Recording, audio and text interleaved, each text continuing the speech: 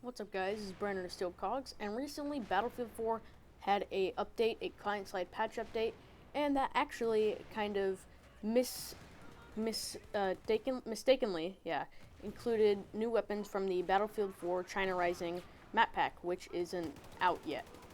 I'm going to tell you how to unlock all of them, and they were all previously in Battlefield 3, and so they've made some changes to them, maybe some more than others.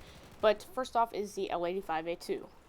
In order to unlock it, you need 3 assault rifle ribbons, which is equal to 18 assault rifle kills, 1 pistol kill, 1 M320 grenade launcher kill, and 1 defib kill. I went into this thinking it was going to be the hardest one to get, but it's actually one of the easier ones. The only difficult part is the defib kill, but my only tip for that is to try and find a sniper, somebody come up behind them, and make sure you charge it before you defib it. Do keep in mind that you're supposed to be doing this all in one round, which I did for basically all of them, but it is kind of bugged to where if you get, say, 1 assault rifle ribbon one round, and then 2 the next round, and then all the other challenges that next round, it should count, and you should still unlock it. We don't know any of the stats for the new guns, but so far I can tell that this gun excels more in medium range, definitely not long range, and short range is okay. Medium range is definitely the way to go with this gun. Now, the iron sights compared to Battlefield 3's iron sights are much better. In Battlefield 3, the iron sights for almost all the guns seem to be extremely similar, if not the same, and in this they all seem to be different, especially the L85. It's much easier to aim with iron sights, but it only takes 10 kills to get the reflex red dot sight, which makes your life a lot easier when you get it, better for aiming, whatnot, and you can get laser sights and barrel attachments and this, that, and the other. So next on the list is the MP7. MP7 being a PDW, that means you can only use it on Engineer, and you need to use Engineer to unlock it. The assignment is called Make a Dent, and to do it you need to get 3 anti-vehicle ribbons, which means you need to destroy 6 vehicles in total, and you need to use a Stinger missile or Igwa, and I think AA might actually work too, but anyway, you need to use those to shoot down 1 aircraft. Once again, all in one game, but it's actually bugged, so if you get the ribbons for the anti-vehicle ribbons in one game and the Igwa or Stinger kill on the other, it should still work. I'm pretty sure that's what happened with me. Anyway, I didn't really find this gun too useful at all, especially on Engineer, because it is a PDW. A gun like the CZ3A1 would definitely be better to replace it with if you were to choose between the two, and reason being, the accuracy is not the greatest. I know it's a PDW, but it's definitely not the greatest, especially with the iron sights. You do unlock the the reflex red dot sight at 10 kills, so that does make it a lot easier to aim, but at that point you might as well hip fire if you're close enough, because the hip fire on it is actually pretty good, along with the rate of fire. That being said, using any attachments that are similar to the laser sight, or I think it's a compensator barrel attachment that increases your hip fire accuracy, that is a must do for this gun. You definitely want to use hip fire as much as possible, being as it has a high rate of fire, good hip fire accuracy already, plus it's got the 40 rounds in its magazine, well, 40 plus 1. Since there is no extended mags in this game, all guns basically come with the maximum amount of ammo they can hold already. So next up is the MTAR, which is a carbine, which also means it is an all-class weapon.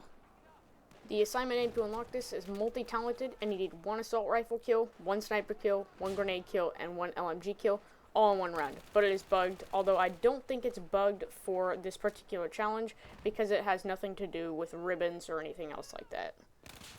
I found this gun one of the easiest ones to unlock. In fact, it probably was the easiest one to unlock, and it was actually one of the best, if not the best.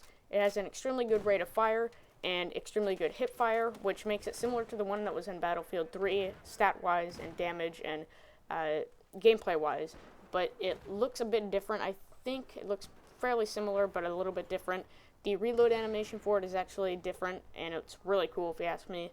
But yeah, the iron sights were not the best, but just like the other weapons so far, you can unlock the red dot sight at 10 kills, so it makes it easier to aim and more usable and whatnot. Laser sight is a good attachment choice for this because the hip fire is so good. Another good attachment would be compensator, because hip fire is so good, and it might be muzzle brake actually, whichever one that helps with hip fire.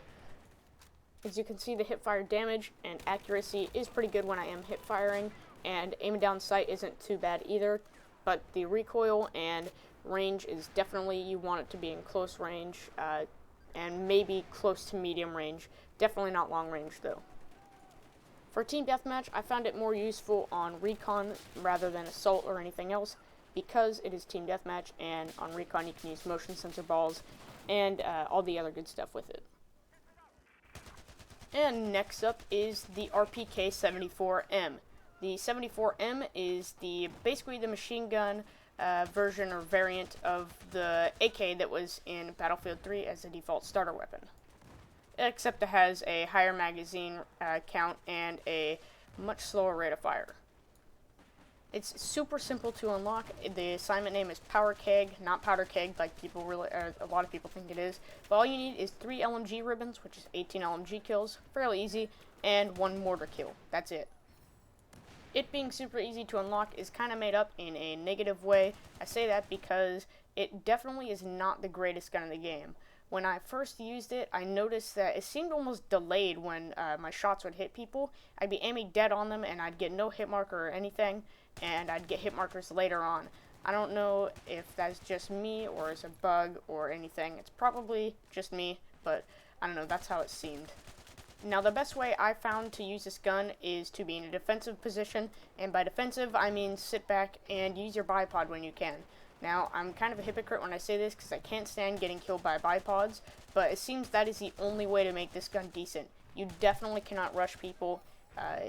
The bullets just don't do enough damage and don't travel fast enough or fire fast enough in order for it to compete with a weapon like the SAW or really any of the other light machine guns. It does actually come though with a wooden stock, which a lot of people do like, I guess for the looks.